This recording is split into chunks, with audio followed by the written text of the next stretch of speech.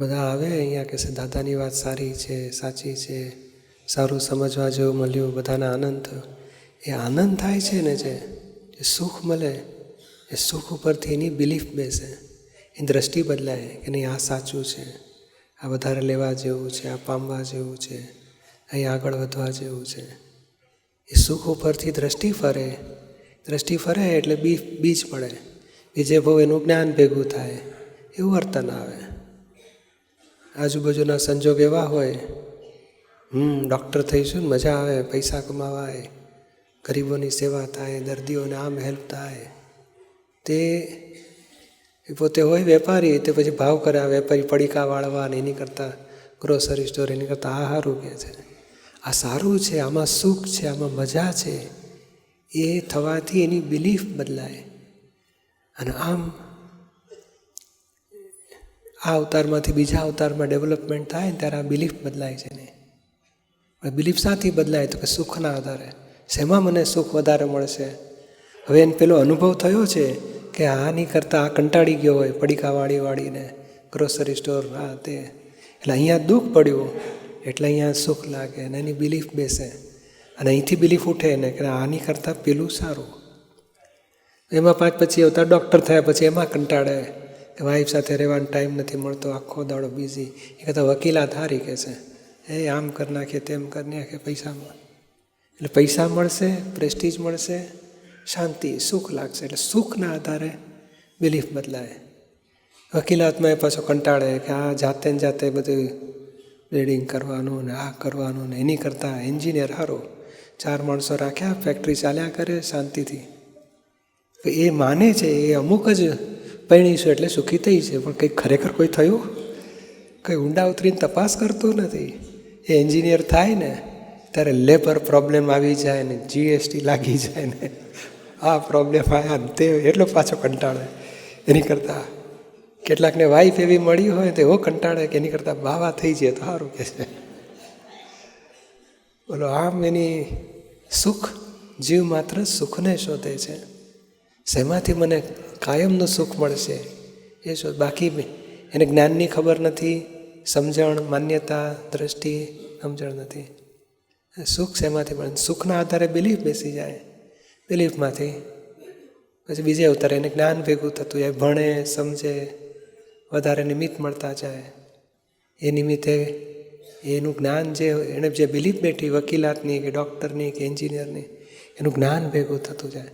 પછી વર્તન આવે. અને વર્તન પાછું પુણ્યના ઉદય હોય તો સવળા વર્તનમાં બધું સવળું આવે. પછી પુણ્ય પરવારે ને પાપ આવે એટલે દુઃખ પડે એટલે પાછી એની બિલીફ ડામાડોળ થાય કે આમાં મજા નથી. એમાં જોઈએ કે આ સત્સંગ સારો છે, આ જ્ઞાની સારા છે, આ કેટલી ઊંચી દશા. દાદા કહે ને કે અત્યારે બધા આ સત્સંગ સાંભળીને એને શાંતિ લાગે કે આ સાચો રસ્તો છે, આ કેવું શાંતિમાં રહે છે, આના જેવું થવું છે કે છે. બહેનો નક્કી કરે નિરૂમા જેવા થવું છે, કેટલી શાંતિ. ભાઈઓ નક્કી કરે દાદા જેવા થવું છે. છોકરાઓ જોઈએ ને દીપકભાઈને મજા કે છે, બધા જે કરે આવડું હોય ને ત્યારીઓ તો આમ જોતું હોય પેલે દાડે. પછી રાત્રે સત્સંગમાં લઈ આવે એના મમ્મી પપ્પા, ને પછી જુએ સ્ટેજ પર મોટા લાગે છે, પછી બીજે દાડે તો એવો સ્માઇલ આપે ને, સમજી જાય કે આ મોટા માણસ. તે બોલો એને સમજણ પડે સુખ અહીંયા છે. આ સુખના આધારે બધો સંસાર ચાલે છે. હવે કોઈને એ પેલું બાપાપણું કે ડૉક્ટરપણું, વકીલાતપણું એમાં મજા આવે છે. એમાં પછી દુઃખ લાગે ત્યારે પાછું સંસારી જ ભાવ કરે છે. એની કરતાં બાવો બની જવું કે પછી આમ થઈ જવું. અને સાધુ થયો હોય તો કે હું ઉપાધ્યાય થવું ને હું આચાર્ય થવું. આત્માપણું થવું એ પકડાતું નથી. કોક વખત જ્ઞાની હોય ત્યારે પકડાય કે આ શુદ્ધાત્મામાં આવો. આ રિલેટિવ પદ બધા ટેમ્પરરી છે. ટ્રેન હોય ત્યાં સુધી પેસેન્જર, વાઈફ હોય ત્યાં સુધી પતિ, અરે પેશન્ટ હોય ને પેલા સાધન હોય ને ત્યાં સુધી ડૉક્ટર. શું તમે ડૉક્ટર દવા આપો પણ હોવી જોઈએ ને દવા કે છે. એનું જ્ઞાન બધું હોય કઈ દવાથી આ કયો દર્દ મળશે. ડૉક્ટર દવા ના હોય, ઇન્જેક્શન ના હોય, કેટલા બધા સાધન ના હોય તો ડૉક્ટરે કામ ના કરી શકે. એટલે આ બધું રિલેટિવ. એ પદ જ વિનાશી અને એ પદ એ માન્યતા કાયમ સુખ આપે નહીં. અવિનાશી પદને શોધો. એટલે આપણા વિજ્ઞાનનો સાર શું? તો કે અવિનાશી આત્મામાં આવવું અને વિનાશી રિલેટિવ પદમાં તન્મયાકાર ન થવું. શુદ્ધાત્મામાં આવો અને ધીમે ધીમે જે પૂર્વે બીજ નાખ્યા હોય ફળ આવશે, બધા સંભાવે નિકાલ કરીને છૂટી જાવ. હવે શુદ્ધાત્મા અનુભવ સિવાય આ જગતની કોઈ વિનાશી ચીજ જોઈતી નથી. આ સત્સંગના અનુભવ લઈએ છીએ એ પણ મૂળ જ્ઞાનના અનુભવ છે. જ્ઞાનમાં રહેવાથી કશાય રહિત સેવા કરી શકે. સેવા તો કર્મોના હિસાબે આવી આપણને, કશાય રહિત સેવા કરી શકે અંદરથી.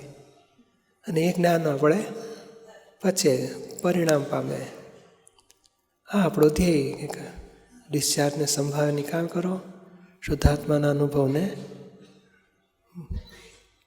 વધારતા જાઓ. એ સ્પષ્ટ વેદન સુધી પહોંચાશે, આ ભાવમાં, આ કાળમાં, આ દેહમાં.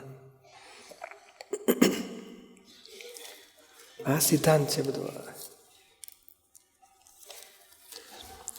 એટલે આ રિલેટિવમાં આપણને સુખ આવે, ભજીયા ખાતા મજા આવી ગઈ, તો આપણે અંદર જાગૃતિ રાખવાની કે મજા દીપકને આવી, ખાસ કંઈ મજા નથી. આપણી બિલીફ બદલવા દેવી નથી. કંઈ પણ રિલેટિવ સુખ લેવા ગયા ને એટલે રિયલની ઉપર આવરણ આવી જાય. ભૌતિક સુખ લેવા ગયા એટલે આત્માનું સુખ આવરણ આવી જાય. વિષયનું સુખ લેવા ગયા એટલે શુદ્ધાત્માના સુખ પર અંતરાય પડ્યો છે ને. ભૌતિક સુખ ભોગવવાનો મોહ એ મોક્ષે જવાના અંતરાય. આ સુખ ભોગવવું એનું નામ જ મોહ. કંઈક સુખ હશે, મજા આવશે, અને પછી એ સુખ ન મળે તો કપટ કાવા દાવા, તોફાન કરીને મેળવી લે, એ વધારે ગુના ચોટે. એટલે આ સુખને લઈને આ સંસારમાં ક્રમિક માર્ગમાં એ જ રિવાજ ગોઠવ્યો ને, આ ભૌતિક સુખોને કાપી નાખો, પહેલાં બાજુ મૂકી દો. એટલે ઘણો બધો સંસાર કપાઈ ગયો. પછી ક્રોધ કાઢો ક્ષમાથી, માન કાઢો દીનતાથી, લોભ કાઢો સંતોષથી, કપટ કાઢો સરળતાથી. પાછા ફરો, કરતાં કરતાં આત્મા તરફ જવો. હવે આપણે આત્મા મળી ગયો છે, શુદ્ધાત્મા થયા. હવે આ રિલેટિવમાં અભિપ્રાય બદલી નાખો કે સુખ શુદ્ધાત્મા સિવાય ક્યાંય હોઈ શકે જ નહીં. આ બધું રિલેટિવ છે, ઇફેક્ટ આપે છે, સુખ નથી. તે માનેલું ભજીયા કહીશું મજા આવશે તો સુખ આવે. અત્યારે ખાતી વખતે જલેબી મજા છે તો સુખ આવે. એમાં દાઢ સણકા મારતી હોય તો સુખ આવે? તો સહન નથી થતું. એટલે આ બધા સુખ નથી, પણ ઇફેક્ટ છે. શાતા વેદનીય કહેવાય. આપણે હવે એમાં તન્મયાકાર નથી રહેવું. અંદર અભિપ્રાય બદલી નાખીએ એટલે છૂટ્યા.